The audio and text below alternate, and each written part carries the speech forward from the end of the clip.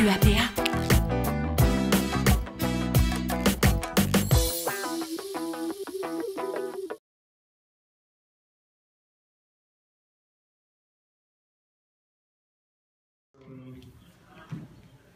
J'ai 3 métiers qui sont le même. Donc j'écris des séries télé et des films. Je coach, alors j'ai eu la chance de tomber dans la marmite des conférences TED, donc je coach des intervenants, enfin je trouve des intervenants pour les TED. Il y a des gens qui ne connaissent pas TED. Qu'est-ce que c'est TED? TED, Technologie, Entertainment et Design, c'est une petite vidéo de 18 minutes où des gens vont sur scène pour expliquer un truc qu'ils connaissent pas très bien. Un peu ce que je fais là, mais plus sérieux.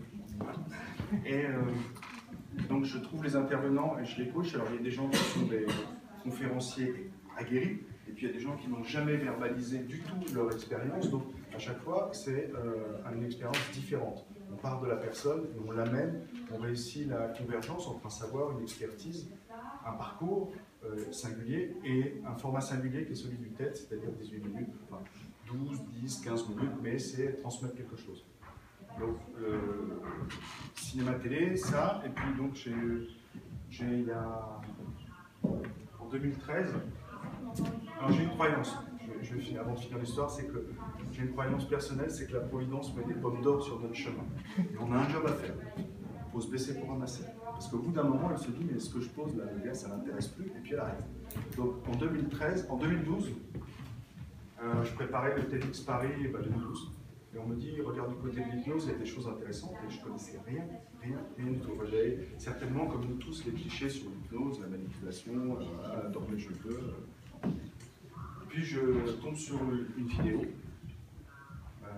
où on voyait une kinésithérapeute qui travaillait dans un centre de polytraumatisés à Rennes et qui faisait de la réparation des tissus humains sous hypnose. Et elle avait des gamins qui étaient pétés de tous les côtés parce qu'ils avaient fait 4 fois la culbute par-dessus le scooter. Des blessures de guerre, ça ne bouge plus, ça ne cicatrise pas. Et elle est née sous hypnose, en transe, et elle fait de la visualisation. Et ce qui ne bougeait pas rebouge, ce qui ne cicatrisait pas cicatrise, simplement en visualisant comment ça devait être, dans cet état fascinant qui s'appelle l'hypnose. Et là, moi, je tombe de ma chaise.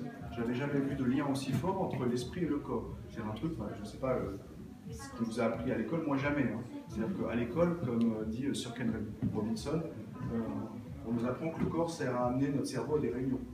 Mais pas que c'est un instrument, pas qu'il transmet des choses, pas qu'il a des messages, pas qu'il a des capacités. Et à partir de ce moment-là, j'ai vu cette vidéo,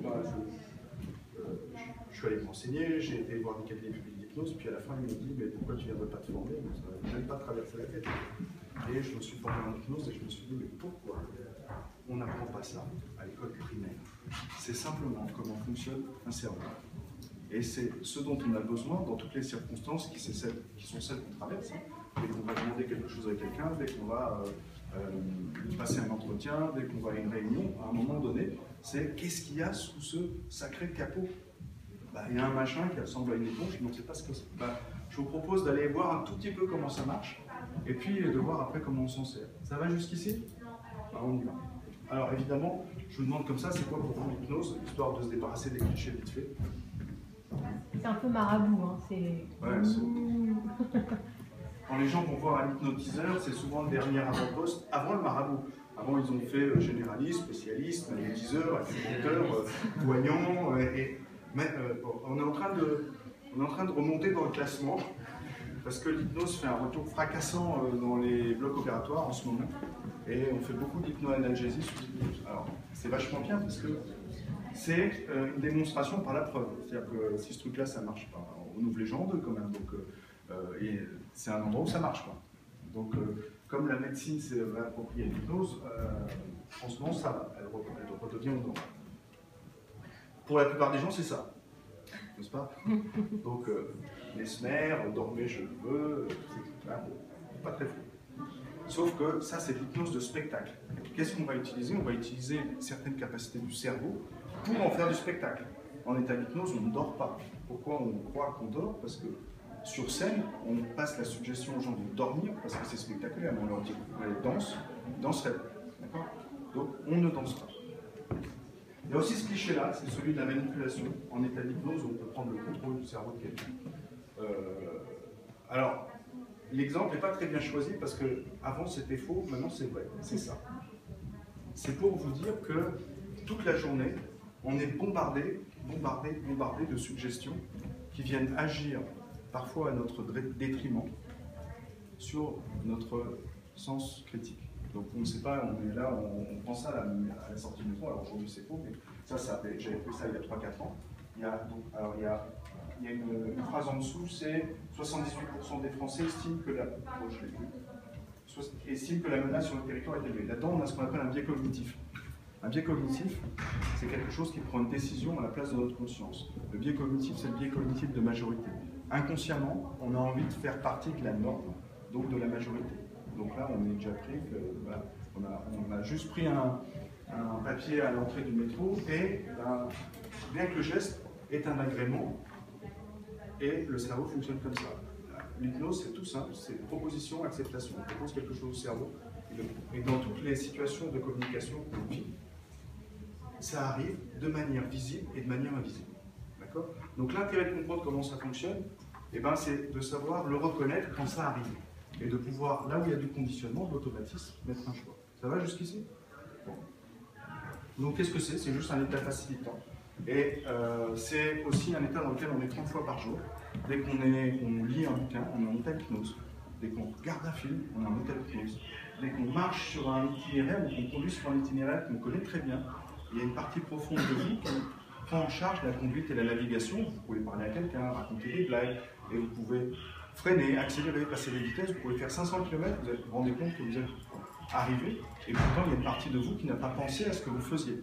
D'accord ? Et si cette partie de vous, donc on appelle l'inconscient, qui n'a pas du tout le même sens que chez Freud, ce n'est pas du tout l'endroit que vous voulez, mais l'inconscient, c'est simplement l'ensemble des comportements qui nous échappent. Si cette partie des comportements qui nous échappent, elle était majoritaire, si elle était dominante chez nous, si la conscience n'était qu'un phénomène tardif, final, dans toutes nos réactions, dans toutes nos réflexions, ça vaudrait quand même le coup de venir s'intéresser à ce qui fabrique l'inconscient, n'est-ce pas ? Alors on y va. Alors, bon, juste pour dire que ça c'est Milton Erickson qui est reconnu comme l'inventeur de l'hypnose moderne. Juste une petite phrase sur lui, il était dyslexique, daltonien, il avait la polio, il aurait dû mourir à 17 ans. Et puis les médecins avaient dit à ses parents qu'il ne verrait pas le soleil le lendemain matin. Et lui il a dit à ses parents, mettez-moi à côté de la fenêtre et je verrai le soleil. Et le matin il est vivant mais il ne bouge plus. Et pendant plus d'un an il ne bougera pas mais il va observer sa famille en train de fonctionner. Et il va se visualiser, alors dehors, de l'autre côté de la fenêtre, il y a un arbre, et il va se visualiser en train de faire le cochon pendu, tous les jours. Et avec ça, il va remettre son corps en fonctionnement. Première chose. Donc il va réussir par la visualisation à obtenir ce qu'il souhaite. Et deuxième chose, alors qu'il est à peu près guéri, il a une vingtaine d'années, il fait un périple en canoë à travers les États-Unis, mais il est encore très chétif. Et il s'est imposé, à chaque fois qu'il en a besoin, de demander de l'aide, d'obtenir de l'aide, mais sans jamais la demander. Et comment il fait ? Il passe par des suggestions indirectes. Et là, on va en venir indirectes. Je vais donner un exemple. La suggestion indirecte, c'est un truc qu'on ne voit pas passer. D'accord ? Alors là, comme je vous le dis, vous allez avoir passé. Mais si je te dis, par exemple, lève la main droite, la suggestion est directe. D'accord ? L'inconvénient d'une suggestion directe, c'est qu'elle peut soulever de la résistance. Pourquoi il me demande ça ? Qu'est-ce qu'il me veut ? Pourquoi il me parle sur ce ton ? Alors que si je lui avais dit, à ton avis, si les deux mains devaient se soulever, ça serait d'abord la gauche ou la droite ? Enfin là, je m'y attends, on peut arriver la même. Bon, mais... vous avez vu, la main s'est soulevée. J'ai juste posé une question.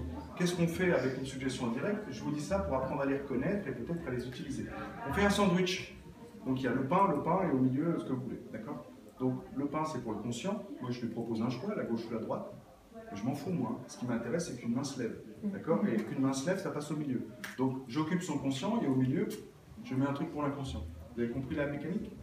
Je pose une autre question, hein, comme ça, toi, tu serais plutôt... c'est la même, hein, ça s'appelle l'info-choix. Plutôt du genre à préférer entrer en transe les yeux ouverts ou les yeux fermés ? Les yeux fermés. Voilà, les yeux fermés. Ce qui m'intéresse, c'est qu'elle rentre en transe. Je m'en fous que ça soit... Voilà. Donc, ça va servir dans les relations qu'on a avec les gens. Tout à l'heure, on va avoir le temps de voir ce qu'on appelle des métaprogrammes. Il y a des gens qui ont fait de la PNL un peu ? Ouais ? Vous êtes formés à la PNL ? Programmation neurolinguistique. Alors, je vais dire deux mots Si, à là-dessus. chaque fois, j'oublie ce que c'est. Non, alors, deux mots sur la PNL. C'est l'hypnose. Richard Bandler, mathématicien, et John Grinder, linguiste, étudie 5 années de séances de Milton Erickson. Et puis Bandler dit mais c'est des mathématiques, c'est de la programmation. Et Schwinger dit c'est du langage. Et donc ils écrivent un bouquin qui s'appelle Hypnose. Et là, à ce moment-là, aux États-Unis, il y a un procès pour savoir si l'hypnose est une science. Et aucun éditeur ne veut du bouquin. Donc ils se mettent dans un coin avec des bouteilles comme ça, ils se bourrent la tronche et ils barrent le mot hypnose partout, ils mettent des mots compliqués. Et Bandler rentre rond comme une queue de pelle chez lui, se fait arrêter par les flics. Les flics lui demandent sa profession et lui dit « Je suis programmateur neurolinguistique ». Voilà, d'où c'est venu, mais c'est exactement les mêmes techniques. C'est ce qui permet d'avoir fait rentrer l'hypnose dans les entreprises au même titre que les gens de la méditation ont eu l'idée lumineuse d'appeler la méditation pleine conscience, parce que méditation, il y avait un cliché aussi, c'était assis en tailleur sous un manguier dans un sarré orange, alors que mindfulness, toute la Silicon Valley a acheté d'un seul coup. Donc le changement de nom fait que d'un seul coup, ça a pu rentrer. Okay, donc, pourquoi l'hypnose ici ce soir? Eh bien, parce que, chers amis, notre mental nous hypnotise. Et que l'hypnose sert à se déshypnotiser. D'accord? Le mental, il a un défaut. Alors, il sert à fabriquer notre relation réelle. Mais une fois qu'il s'est emparé de quelque chose, il fige, il impose sa logique. Et en plus, il fonctionne en mode binaire. C'est 1 et 0, noir ou blanc. Une fois qu'il s'est emparé de quelque chose, on a des convictions très fortes, on se bat contre le truc, hein, comme s'il y avait une vérité. Et on va voir qu'il n'y a pas de vérité. Ça va jusqu'ici? Je rajouterais juste un truc, c'est... J'explique avec mes mots, mais dis-moi si moi je suis, parce que je découvre comme vous. Mais c'est... par exemple, si je reviens à l'entretien d'embauche, c'est l'entretien d'embauche, ça va être un moment difficile, je vais me faire planter, je vais arriver, je ne sais pas ce qu'il va me planter, et je ne sais pas ce qu'il va me dire comme question. Et de toute façon, ça va être super compliqué. Et en fait, le fait d'être comme ça, qu'on est tous comme ça. Moi, le moindre entretien, je panique. J'y réfléchis, la nuit d'avant je dors pas, j'ai la trouille quand même encore, je vais vous raconter une histoire, quand j'ai un rendez-vous tôt le matin, j'ai toujours la trouille que mon réveil ne se réveille pas, alors que toute l'année, quand je vais au bureau, je prends toujours le même métro, le machin, je regarde même plus mon réveil le soir, j'ai un rendez-vous le lendemain matin, je sais que je vais être en retard, je m'imagine que je vais être en retard. Et là, ce que tu nous dis, c'est quelque part, c'est comment on va arriver à décrypter ça pour arriver à ce que ce soit plus toujours le même schéma qui se répète pour aller à un entretien, un machin. Exactement. Et ben, on va voir comment ça se fabrique. Parce que finalement, là où on va arriver, c'est que la réalité n'existe pas. Voilà. On n'a accès à la réalité que par les représentations que le cerveau s'en fait. Alors, je vais vous expliquer comment on arrive à ça, mais l'avantage de ça, dans les circonstances que décrit Stéphanie, c'est que ça nous rend libre. C'est-à-dire qu'on peut être auteur de cette représentation-là. On n'est pas prisonnier de ça. Alors, je vous raconte un petit peu la cuisine qu'il y a là-dedans. Je vais avancer un peu dans les... Alors, l'idée de ce soir, c'est de prendre toute conscience des processus en place, parce que là, dans ce que raconte Stéphanie, c'est très juste. On est victime d'une histoire qu'on se raconte, mais le corps, il réagit instantanément. Il réagit même plus vite que le conscient. Si simplement, je vous dis, essayez de vous souvenir d'un moment chouette de votre vie, du plus beau souvenir que vous ayez, du souvenir familial et tout ça, simplement, j'ai juste besoin de passer les suggestions de ça pour que sur les visages de certains, il y ait des commencements de sourire. D'accord? Le corps va très très vite dans la manière de manifester quelque chose. Pourquoi? Tout tourne autour de l'histoire. J'avance un petit peu. Et le but de ce soir, c'est réussir à changer d'histoire. Pourquoi? Et bon, on va le voir. Alors, on s'hypnotise avec ce qu'a dit Stéphanie, c'est ça, on s'hypnotise avec l'histoire qu'on se raconte. Le mental nous fournit un scénario, il tourne en boucle, on n'arrive plus à en sortir, et puis on a une énergie dégradée. Je vais vous expliquer comment. L'expérience d'hypnose que vous connaissez tous, c'est celle du cinéma. Vous faites comme si. Allez-y, pas de souci. Au cinéma, vous faites comme si, vous savez très bien qu'on envoie des photons sur une toile blanche, que rien n'est vrai, mais à partir du moment où dans votre tête il y a quelque chose qui fait comme si, c'est comme si vous viviez vraiment les choses, vous êtes amusé, agacé, apeuré, et tout ça. Dans une recherche d'emploi ou dans le scénario qu'on se fabrique, on se fait un film intérieur, avec tous les avantages ou tous les inconvénients que ça a. Ça, c'est en expérience d'hypnose que tout le monde connaît. Ouais. Pour moi, l'hypnose, je sais pas, les gens un peu définis, c'est quand on perd vraiment la conscience de soi aussi. Au cinéma, on est encore... Ça s'appelle de la dissociation, c'est-à-dire que ça dépend. Un bon film, on se dissocie, on rentre dans l'histoire. Un mauvais film, moi je dis qu'un mauvais film, c'est pas la tête que ça fait mal, c'est au cul parce qu'on sent qu'on est mal assis. Donc là, on se réassocie brutalement, on s'ennuie, on trouve ça long, on trouve qu'il fait chaud, on trouve que le voisin pue. Voilà. Alors que dans un bon film, dissociation, mais c'est exactement ce qui se passe dans un bloc opératoire. Comme on fait une anesthésie, c'est tout simple, on dissocie la personne. À esprit lointain, douleur lointaine. Donc c'est ce que fait le cinéma quand il nous embarque dans une bonne histoire. D'accord? Ça répond à votre question? Ah ouais. Voilà. Donc, ouais, il y a plusieurs nuances, il faut nuancer le degré d'hypnose. Ah bah bon, ça peut aller très loin, mais alors les gens définissent ça comme un état de conscience modifié, j'y crois pas du tout. Parce que ça soit un état de conscience modifié, ça subodore qu'il y a un état de conscience normal. Et je ne sais pas ce que c'est qu'un état normal. D'accord ? Donc on est tout le temps en train de changer d'état. Les états mentaux sont un peu comme les couleurs sur la palette du peintre qui nous permettent de faire un tableau qui est notre représentation du monde. Mais il n'y a pas une couleur qui est juste et des couleurs qui sont modifiées. Voilà, il y a toutes ces possibilités. On est concentré, absorbé, lointain, dedans, triste, joyeux, tout ça, mais c'est que des couleurs. Ok ? Ça, je pense que c'est important. Pardon, je reviens aussi dans le... Ouais. Je pense que c'est important parce que moi, souvent, Mamadou était là l'autre fois, parce qu'on avait, quand on avait Mohamed avec nous, qui est arrivé, on faisait un truc sur le CV, etc. Donc un candidat qui est arrivé hyper agressif, parce qu'il s'était fait virer, il était en procès, il allait au prud'homme, tu te souviens, il allait au prud'homme contre son ancienne boîte, donc il arrive, un peu grande gueule comme ça, en disant ouais, de toute façon, moi je vais tous les faire payer, machin, ce qu'on ferait tous, hein. L'autre c'est un connard, je me suis fait virer comme une merde, moi Et je lui dis, mais tu fais quoi tu cherches quoi comme boulot? Il me dit, je cherche un job de développeur informatique. Je lui dis, ok, et tu cherches depuis combien de temps? Il me dit 6 mois. Je lui dis, mais Mohamed, c'est pas possible. Hein. Développeur informatique, il n'y a pas de chômage. Il n'y a pas. Même on en manque. Donc je pense que le problème, c'est pas que tu n'arrives pas à trouver, c'est que si tu te présentes dans l'état dans lequel tu es, Amadou est témoin, si tu te présentes dans l'état dans lequel tu es à un entretien, et que le recruteur, tu lui dis, bon, toi là, tu vois, là, l'autre là, il m'a viré comme une merde, maintenant c'est toi qui vas payer, je veux dire que le recruteur, il te fait sortir. Donc je lui dis, un peu comme ça, je lui dis, mais prends du recul, mets-toi dans une situation où tu arrêtes d'en parler à tes parents, à ta famille, tu arrêtes d'en parler à ta femme et tes enfants parce qu'ils n'en peuvent plus d'entendre ton agressivité, ton truc. Représente-toi, j'emploie des mots simples, hein, moi tout ça, je les couvre comme moi. Représente-toi le truc où tu passes à autre chose. Là, tu as un livre, tu as écrit un livre, l'histoire elle s'est mal finie, ça arrive tous les jours. Tu prends le livre, tu le fermes, tu le mets dans la bibliothèque. Et là, on va passer à autre chose. Je vous jure que c'est vrai, Justine peut témoigner. 2 jours après, il nous appelle, il dit, je viens de passer un entretien, j'ai eu le job. Pourquoi? Parce que le fait qu'à un moment, vous voyez, juste, moi je le dis avec d'autres mots, mais parce que... On raconte la même chose. Hein. Ouais, mais on raconte la même chose. Le fait de dire à un moment, attends, là, je passe à autre chose. Là, la première fois que j'ai un entretien d'embauche, le mec que j'ai en face de moi, il connaît pas ma vie, il connaît pas mes problèmes, il sait pas ce que j'ai fait après, et surtout, il faut que je lui donne envie, quoi. Je suis là pour me vendre. S'il sent, et je vous le dis franchement, moi j'ai été salarié, je me suis fait virer, comme peut-être comme vous tous ici, et puis après, comme tous, on s'est fait virer tous les deux, et à un moment j'ai recruté. Donc j'ai été des deux côtés de la barrière, vous voyez? Vous travaillez dans un cabinet de recrutement? Alors là, moi je dirige CAPA, qui est le pas. Donc oui, mais moi avant j'ai été salarié, je ne sais pas si vous avez été salarié. Ah oui, quand vous recrutez, c'est pour le site. Ouais, là je recrute pour le site, mais même avant j'ai recruté, j'ai dirigé des boîtes, c'était pas moi qui les avais fondées, je recrutais. Et bien, je vais vous dire la vérité, même si elle fait mal à entendre, la vérité. C'est que quand il y a quelqu'un qui arrive, vous êtes en finale contre un poste, vous avez 2 personnalités, à un moment, ça joue sur la personnalité, ça se joue sur des choses qui, moi, pardon, j'utilise des mots forts extrêmes, mais qui, moi, me dégoûtent. C'est-à-dire juger les gens sur leur nom de famille, sur leur âge, sur leur couleur de peau, sur leurs fringues, sur leur machin, etc. Vous avez tous raison, c'est dégueulasse. Sauf qu'il y a un moment, quand vous êtes en finale pour un poste, et bien, logiquement, les 2 qui sont en finale, ils ont les 2 les mêmes compétences. Exactement les mêmes. On va pas faire venir pour un poste en finale un mec qui a les compétences pour le job et pas l'autre. Donc ça va passer par des trucs super infimes, quoi. Super infimes.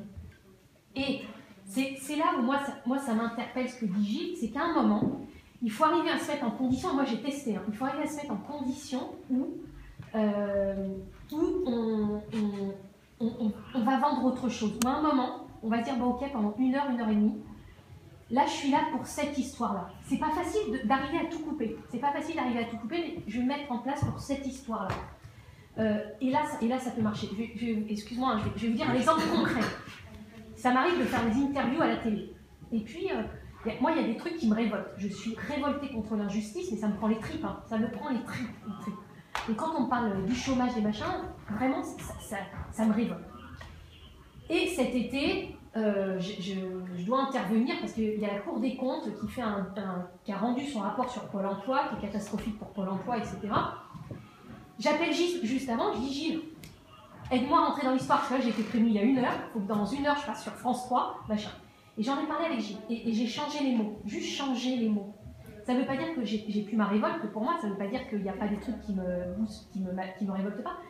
Mais juste avec Gilles, j'ai changé les mots au moment où je suis passée à la télé. Et je vous jure que c'est vrai. Je vous jure que c'est vrai.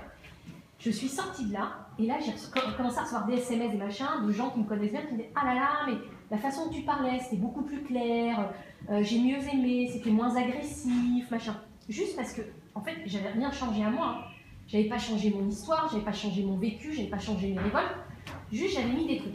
Et là, je pense que c'est quoi, ce qui me parle dans ce que tu dis, c'est comment à un moment, quand je fais exprès de revenir sur le sujet, mais comment à un moment, quand je vais rentrer dans cet entretien d'embauche, qui est un moment, qui est un instant délicat, difficile, compliqué à gérer, comment je vais dissocier tout ça pour être à fond dans ce moment-là, à fond dans ce temps-là, pour ce truc-là, et voilà.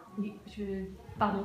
Non, c'est ça, mais alors, on va se compléter très bien. Alors, moi, je fais le lien entre le visible et l'invisible. Voilà, c'est exactement ça qu'il faut faire. Mais on émane plein de choses d'invisibles. Le verbal, c'est 30%, le verbal, c'est 70%. Voilà, comment je me tiens. En termes d'énergie, mais il n'y a pas besoin que ça soit conscient. Il y a besoin d'être conscient qu'on fait des choses inconsciemment.